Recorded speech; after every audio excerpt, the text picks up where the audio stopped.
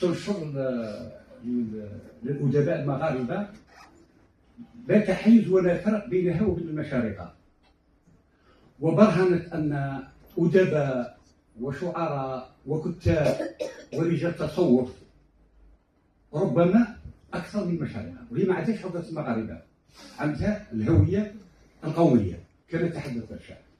داروا ملتقى كبير في المقر نتاع الجريدة تاع العربي، وحبوا يدعوا كاع الأدباء تاع المشارقة والمغاربة، ولكن فشلوا وداروا في عددين يسموا حوار المشارقة والعربي، عددين كلها تصب في المداخلتين تاع السادات.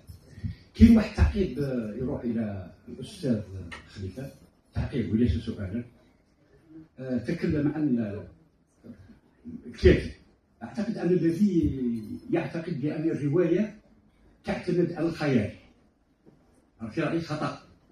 اعتقد ان الكاتب قبل ان يولد عالم الروايه ان تكون له معرفيه، خلفيه معرفيه في الفلسفه، في علم الاجتماع، في كل السفر، في الاحتكاك، ثم ان يشيل السؤال: هل الذي لا يعرف من الفلسفه ومن الادب ومن النقد ومن الاجتماع وعن النفس، هل يمكنه ان يوصل رسالته الى القراء؟ وشكرا لكم، انا سعيد بكم جدا. شكرا.